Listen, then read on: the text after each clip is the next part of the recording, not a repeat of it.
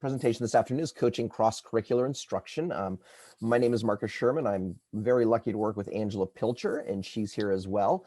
And we both are from Stockton Unified School District, and we are both curriculum specialists. I am the K-12 science curriculum specialist. Angela is our K-8 math curriculum specialist. And they're like a little snapshot of our district. We have 45 elementary schools, 4 comprehensive high schools, 2,500 or so K-12 teachers, and we have 45 instructional coaches in our district as well. So all of this started with the notion, not the notion, the reality that we've just adopted a new science curriculum, which we have not had in about 12 years. And so Angela and I knew very well that we had to show teachers how to teach science, but embedding the math and the ELA that is naturally there, but to purposely show them that. And so that's where that work began with this. Thanks. And Audra, I see your comment in the chat. We'd love to connect with you too. She lives in Stockton, but works for Stanislaus County Office of Ed, Marcus. So okay, great connection there. Nice to meet you. Many of our teachers, right, teaching 2 subjects at one time, kind of that theme-based idea has always been a dream for most of our teachers, but it just gets tossed aside, right? Because of the structures in our districts. Schools separate chunks of time. Here's when you teach ELA, here's when you teach math, here's when you teach everything else, right? That's pretty much how the schedule goes. Marcus and I giggle about that all the time because everything else lumps in that science. What's interesting is that much of our recent research implies that separating these subjects also separates our students' thinking and understanding as to how well all of this stuff that they're learning fits together. So the National Research Council shares with us that science learning in schools leads to citizens with confidence, ability, and inclination to continue learning about issues, scientific and otherwise, that will be a part of their daily lives. Encouraging our students to connect with the world around them. The bonus in this idea is that the new draft of the California Math Framework is encouraging this same idea. All right. The draft framework states that mathematics grows out of curiosity in the world. It continues by saying humans are naturally intuitive and from an early stage and even attempt to make sense of numbers and the quantities they represent. So while it's no surprise that there's this connection between science and math, our framers of both our frameworks are taking the time to call this out more explicit in our work within education. So this is, as Marcus said, the work that we seek to build upon, and we're hoping to encourage you to do the same. So if you haven't heard, and I saw on the dot loop, if I'm saying that correctly, the dot storming, there is a room around the new revision of the California Math Framework. So it's set to be approved in the fall of 2021. And it's undergoing this revision, and there is a draft available on the CDE. If you haven't seen it, we have it linked right here on this slide in the title itself. So you've grabbed that pink link and you could take a quick peek at the different chapters. Again, broken out. But upon my first review of the draft, it was really sort of apparent that the writers had some background knowledge, were even connected with the next generation science standards, because many of the new terms that are presented in this draft framework are closely related to those in the NGSS. So some of the 3 of the biggest ones that I sort of connected with are, you see here on the slide, big idea, drivers of investigation, and content connections. Now, I'm going to talk about those for a minute, but know that there's a visual that's associated with these for those of you that are trying to see what this all means as we're talking. I'm going to show you that in just a minute. So first of all, the big ideas in the framework are truly that, right? They're the ideas that are central to the learning of the math. They link many of the understandings together, and they provide sort of this focal point for students to investigate. Then they had a term called drivers of investigation. Okay, the drivers of investigation are the hooks in what we're teaching. They're the reasons that spark the curiosity and the motivation for the students to engage in the math. So the drivers of investigation. And then the last one is the content. And those are sort of these overarching themes that provide kind of a coherence of content throughout the grades. So know that you can, again, this is my simplified definition, a little bit of context from the framework itself, but you're welcome to, of course, please, we would encourage you to go see the draft of the framework. But let me show you this visual to sort of help you make this connection with what these new terms are saying in regards to the math framework. There we go. Awesome. So the three drivers of investigation you're going to see going across the screen provide the why of the learning of the mathematics. Those three things are making sense of the world, predicting what could happen, and then impacting the future. All right, so these drivers of investigation overlay and then they pair with four categories that we see at the bottom. Okay, and those are the content connections. The content connections, or the CCs, sort of provide the how and the what. All right, so it's the how and the what in regards to math that we're supposed to be learning in an activity, right? So those categories are communicating stories with data, exploring changing quantities, taking wholes apart and putting parts together, and discovering shape and space. Okay. Now those DIs work with the CCs and then these 8 standards for math practice that have been in place since the creation of the Common Core math standards. So you see those 8 math practices, right? And then all of these together sort of propel the learning of these ideas in a ways that are coherent, focused, and are rigorous. Now, we've come to learn that the visual is a little bit deceiving. When you look at the visual, you've got an upper left corner and a bottom right corner where the drivers of investigation don't visually overlap, but that is not the intent of those drivers of investigation. Truly, the DIs are to overlap all of the math practices and all of the content connections. So it'd be a true sort of 3-dimensional sort of piece, okay? So again, used in conjunction with the content connections, the math practices, the drivers of investigation can drive our instructional design, okay? For example, let's think about how that could look, right? Students can make sense of the world. So there you see that driver of investigation across the screen at the top. They can make sense of the world by exploring changing quantities. That's the second column. I'm going to make sense of the world by exploring changing quantities through classroom discussions where we have the opportunity to construct a viable argument, right? So there's one of our math practices. So you can sort of see how all 3 of these fit together when we're talking about math content. And what's even more awesome is that there's like this direct connection. RDIs, RCCs, and the math practices overlap, right, with the next generation science standards. So yes, similarly to the math framework, the California NGSS standards are also 3-dimensional, as you should know or will know. We can see those 3 dimensions here in this strip. You've also seen the Mobius strip where content is embedded and tied to itself as you go through. So we have the DCIs, or the disciplinary core ideas, or what the students are expected to know and understand. They're the key concepts and underlying principles within the science content. And those cross-cutting concepts, the CCCs, are the underlying themes that have value in all disciplines of science. These are there to support how students are to think when interacting with science. And in alignment with the math practices, the NGSS has the SEPs, or the science and engineering practices. These are behaviors and practices that scientists and engineers engage in as they investigate phenomena. They define how to interact with the content, and we can see those matched up on the next slide.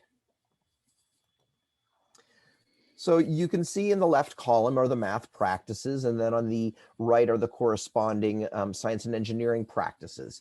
So if we look at one of the math practices, let's say number 2, which is reason abstractly and quantitatively, we see the alignment with 3 of the science and engineering practices. Those would be developing and using models, planning and carrying out investigations, and using mathematics and computational thinking. And most of you have also seen this visual. And you've been exposed to it, and you can see the overlap of math, science, and ELA. And while the Common Core state standards for mathematics in the NGSS explicitly state key practices and core ideas for their respective disciplines, the corresponding features in the ELA charts were identified through a close analysis of the priorities contained within the standards themselves, because the Common Core state standards for ELA do not explicitly identify key practices and core ideas. We, in fact, asked our ELA colleague about those, the EPs, and she said, I have no idea what that is. And so we did a little digging to find out what that is. And that was the kind of the consensus that the state had done to make sense of that for teachers and practitioners. So, as lovers of math and science, we can obviously see the connection between the two subjects, right? But it's now, because of, I think, our frameworks and all of those things that are being purposely added, becoming more transparent. We see such paragraphs like this one on the slide here, out in the new draft framework. It says the DIs, right, the drivers of investigation in mathematics, are meant to serve a purpose similar to that of the cross-cutting concepts in the California Next Generation Science Standards, as unifying reasons that both elicit curiosity and provide the motivation for deeply engaging with authentic mathematics, right? So right there in our face, like it says, these two things fit together. And as if it wasn't spelled out even more on this next slide, we can even see how it calls out the work that teachers can do, right? That teachers can use the DIs, the drivers of investigation, to frame questions or activities at the outset of a class period or a week or a lesson, and refer to those along the way. Remember that kiddo in class that says, why are we doing this again? Right? So we get to have these key ideas, these questions, activities, these phenomena overlapping in math and science to sort of drive why it all matters, why we're here, why we're teaching it. So the DIs are like the science phenomena, in that they leverage our students' innate wonder to explore the world.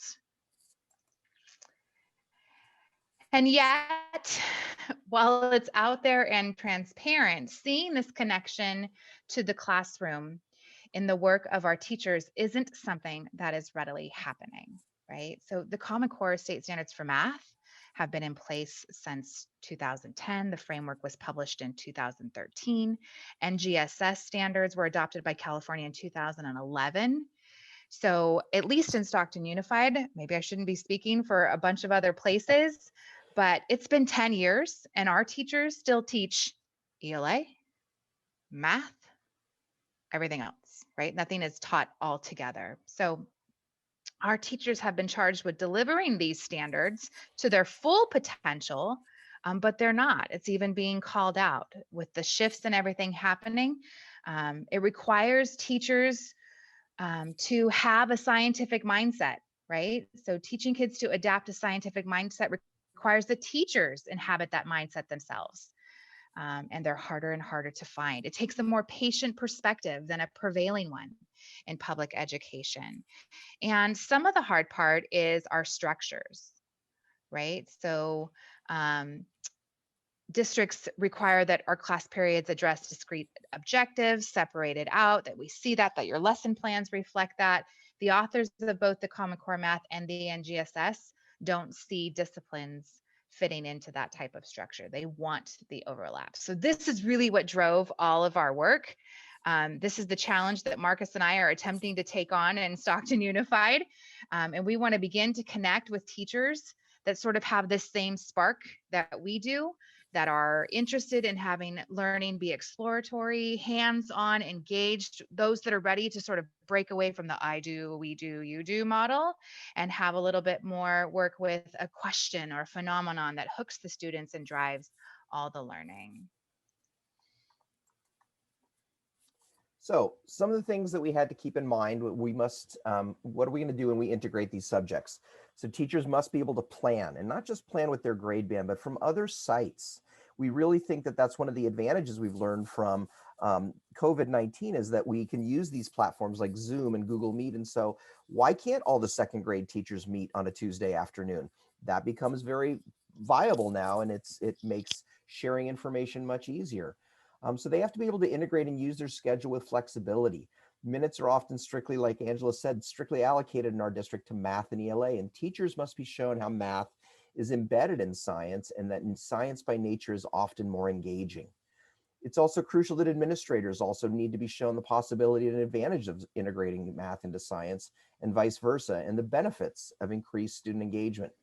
Student achievement has been proven to increase when trained teachers are teaching science, and these students' test scores outperform those who are not engaging regularly in science by 40%. That is a huge amount. So students engaging in science and math, their scores are 40% on average better than the others. And that's not a negligible amount by any means of the way. So these are the kind of things and kind of the lens that we were trying to use while planning out some of the tools that we're going to show to you this afternoon. So the first one, and I'm going to let Angela speak while I drop these into the chat for you. Yeah. So we thought, all right, all the context is there. We could present this to administration and to teachers. We could say it's right here, black and white in the frameworks, right? But that's a lot of talking to. And we know that teachers just want to dive in and do the work. So the first place we started is where we traditionally start as teachers ourselves, was with our lesson plan, right? Our lesson plan template. So Marcus has dropped this in the chat, and I'm going to ask him to go ahead and click on the link so that we have that on our shared screen. And what we started with really was sort of, all right, we're going to plan for science and math. It's just, this is what this template's going to be. Let's identify the standards. So we've got this column on the left where we had our science standards, our math standards. Let's take a look at the science and engineering practices, the math practices. So let's make the connection, right? That was hard. We decided to start with the new science curriculum and sort of figure out, all right, if we're going to teach this science standard, what's the matching math standard? Now, if you've ever scrolled the NGSS, there's some places where things are connected, but this work away was going to steer teachers away. You want me to match up what math standard with what? So we, in an attempt to simplify this for teachers, we created a crosswalk. We created a spreadsheet, and Marcus is doing all the work over there. He's got his links. He's going to put these things in the chat for you too as well. But we created this crosswalk. We identified first column, our science standard. Hold on one second. As you can see in the left standard here, we have the science standard and then the science practice that goes along with it. Down at the bottom, I think you can all see that we have tabs for kindergarten through 8th grade in our district. We created for the integrated model. We chose and selected for our district the preferred integrated model. So then the math practices aligned there. So I'm going to actually jump over to 3rd grade because that's where the demo lesson we're going to look at for you. And I'll let Angela kind of fill out the rest of that. Yeah, perfect. Thank you. So as you said, we have our science in the first 2 columns, the math connection to that. One, that math practice or the math standard was identified potentially in the NGSS itself. Some of it was our legwork.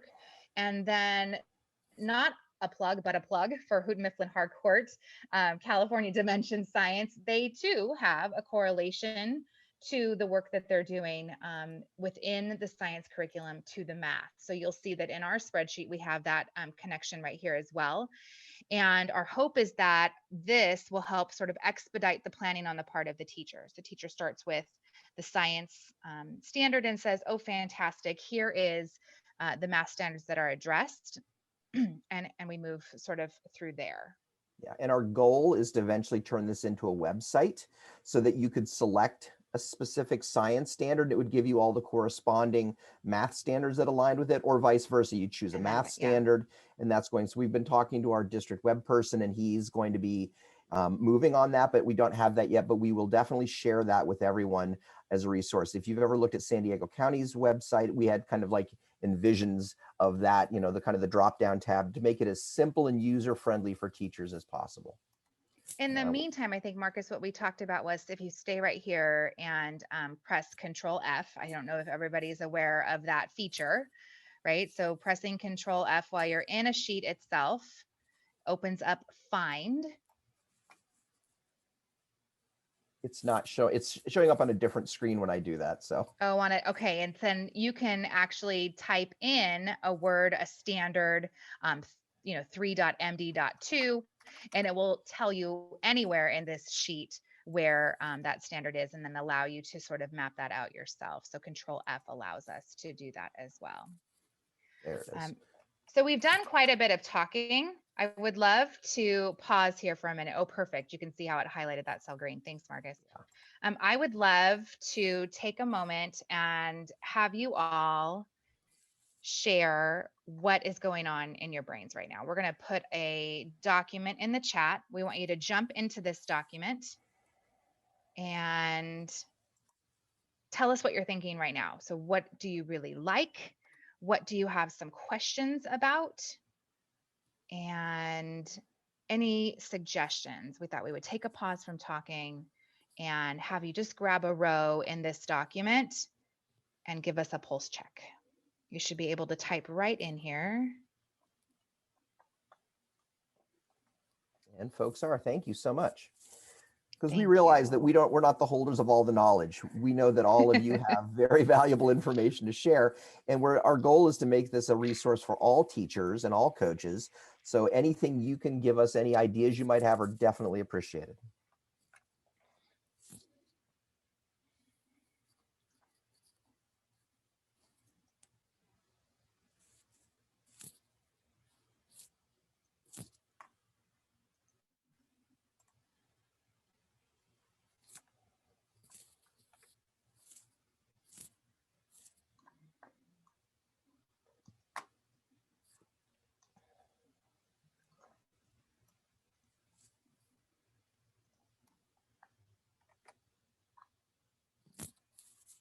We appreciate your comments in the chat as well. Thank you, Alejandra.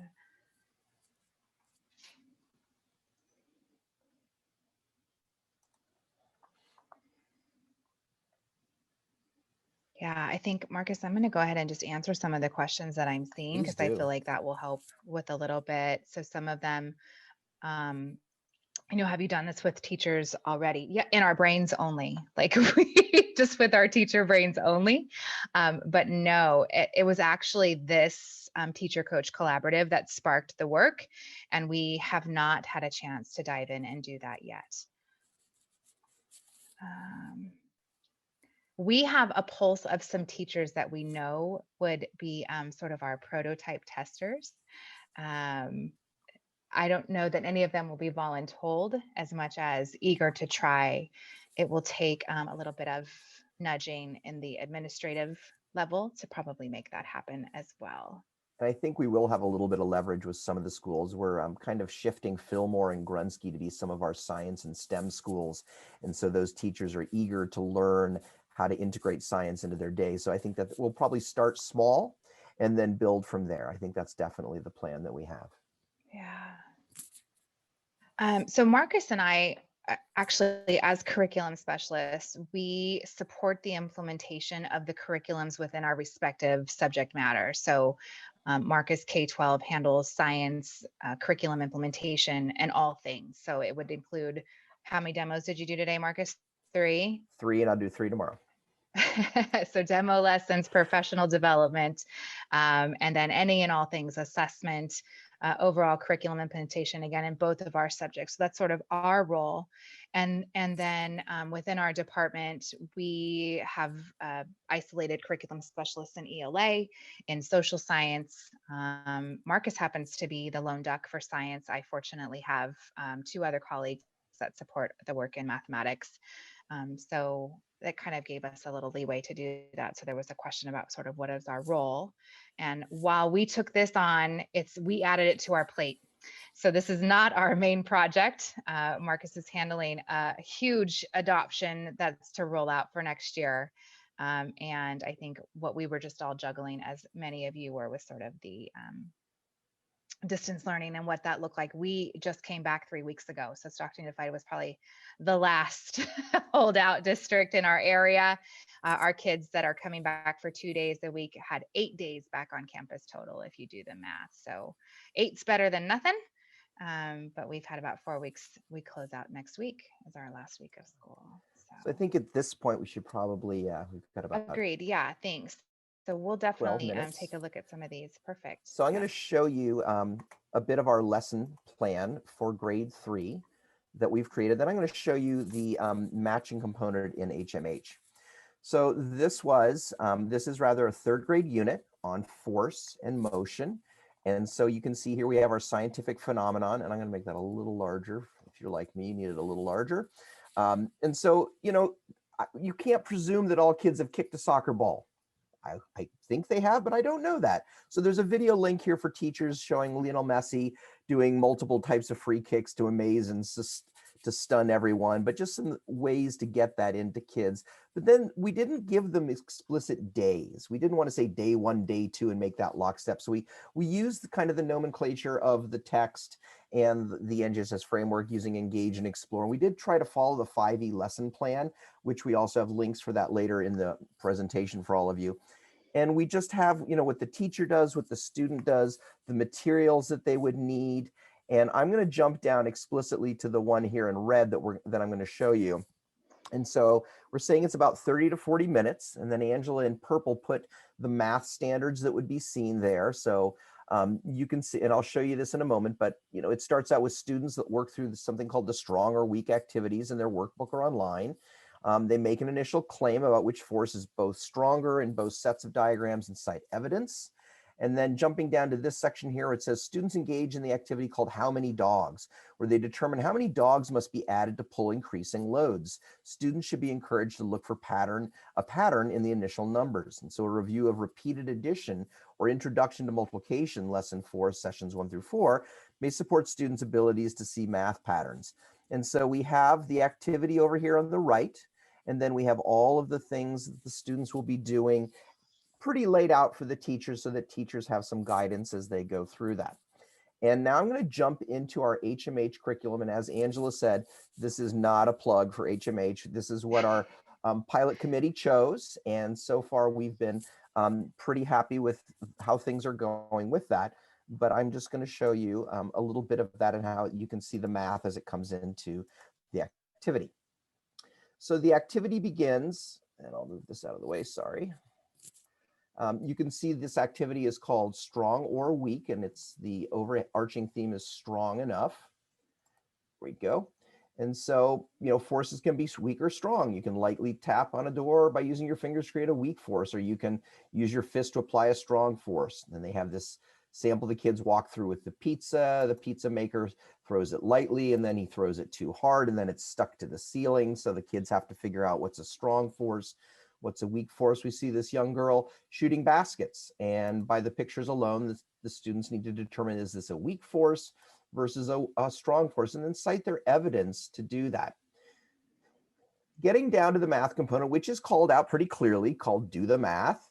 The activity is why do dogs pull a sled as a team? And this is kind of an overarching theme throughout this unit. They reference sled dogs and the sled throughout the unit, which, might be a stretch for some kids. It's not as local as it could be, but it's also something that's kind of interesting to students as well. So why do dogs pull a sled as a team? Why can't just one dog pull the whole sled? When there are more dogs, they can pull with more force. And then suppose you're a dog sled driver, you must carry big, heavy boxes on your sled. You know that each dog can pull 3 of the boxes. And then down below, we have this table where the students will fill in the table to show how many boxes can be pulled by 3 dogs, 4 dogs, and more. And so they can go down there, and as using this pattern of repeated addition, they can do that. Because Angela had told me, and I don't know that much about the math sequentially, she said by this point in 3rd grade, they probably would not have been working on multiplication. Is that correct? Correct. Right. We So were this is talking about that this was, unit 2, lesson 1, I think, and right. it was a little early. There was some introduction so that the idea of repeated addition would likely be the building block, potentially some easy multiplication. Yeah. So that's kind of what our thought process was. And there's a lot of this throughout the, stop sharing for a moment. There's a lot of this throughout HMH, but there's going to be this pattern in all of the curriculum, whatever curriculum your district is using or whatever curriculum you select. So moving forward, we also wanted to think about coaching. And so I'm going to drop that in the chat. I'm sorry, I have to get back to my other slide deck. So Angela, I'll let you speak and I'll drop that in the chat. Fantastic. So we immediately then thought, okay, so we have 45 or so instructional coaches, one assigned to each of our sites almost, and not all of them are subject expertise. And this idea of tackling cross-curricular coaching or planning might be a little bit new to them, right? And we didn't want that to deter them at all. So we created a coaching resource to help sort of drive this process. And it sort of starts out with a narrative. And again, it hasn't been implemented yet. So this is where we would love some of your feedback. But sort of, again, initial conversation with your teacher. How do you engage your students? Sort of that buy-in piece, right? How do you encourage a teacher to tackle this idea of planning for 2 subjects at a time? It likely comes down to engagement. It likely comes down to squeezing it all in, right? And when do your students seem more engaged? Oh, probably when they're doing hands-on learning. So questions you can ask during planning and for pacing. And then what we did was we took the actual lesson plan template. And as Marcus scrolls to that second page, you'll see the actual template we would use with teachers. We then plugged in questions for coaches to ask through the process, right? So if you're in the first of the 5E model, if you're engaged, so some coaching questions you could ask along the way to sort of spark the conversation, to get teachers thinking about their lesson plan and then how to do so cross-curricularly.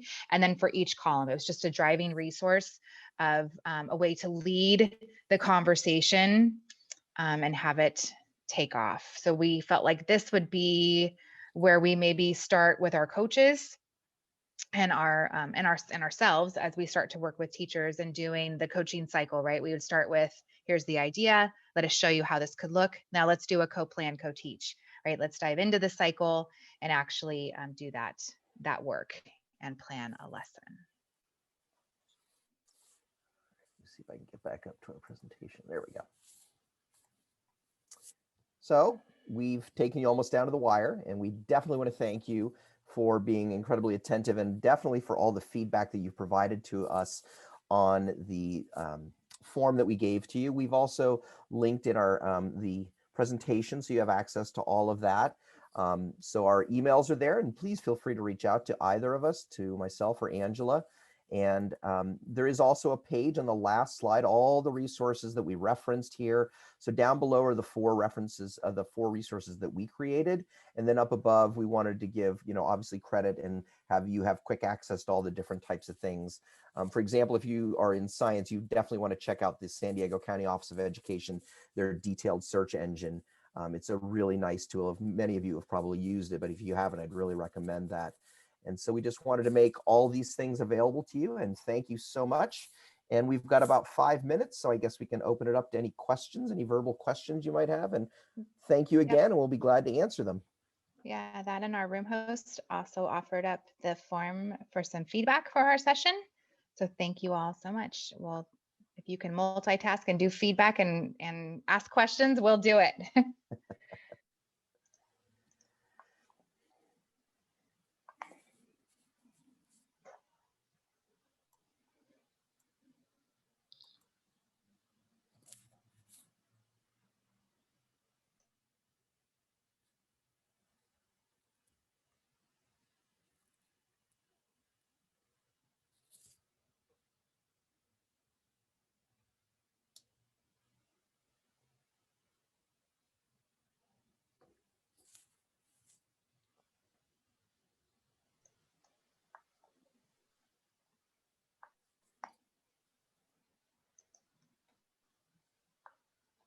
Thank you all. Thank you so much for coming.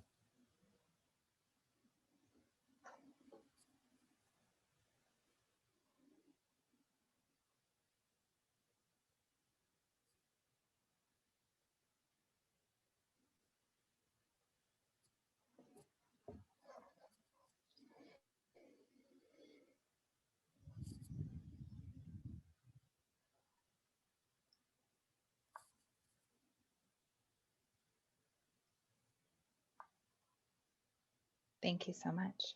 Yes, thank you.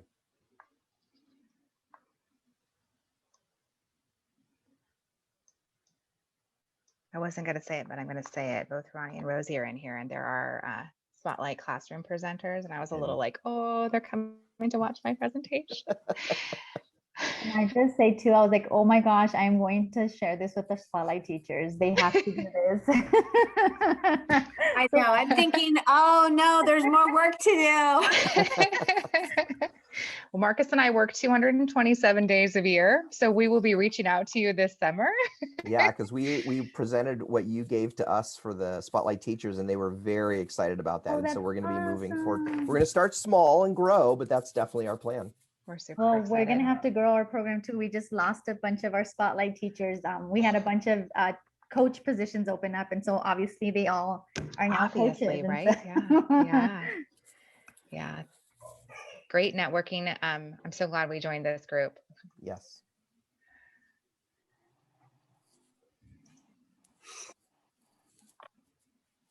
Hi, Angela and Marcus. This is Robin Stone from Redwood City School District. Hi, Robin. And I can't thank you enough for your presentation today. It was outstanding. I'm going to follow up with both of you via email because I recently joined this district and I wear both hats, math and science, for TK5, and would just love to get both your brains on board with some of the things I'm thinking about as we plan our teacher PD for next August. And additionally, I mentioned to Marcus that I'm next fall undergoing a pilot and adoption process. We're going to take 2 years to do this because the new frameworks revision is being published in November. And also our contract with our current publisher is expiring 2023. So that gives us like breathing room, 2 years. That's nice. To like good plan. Do it. But this is my first time doing it. So I would be very grateful for guidance from your expertise. So anyway, Absolutely. I just wanted to introduce myself. I already met Marcus earlier today. Angela, nice to meet you. Nice to Thank meet you both so much. And I'm going to follow up with you. Looking forward Great. to it. Thanks, See you Robin. later.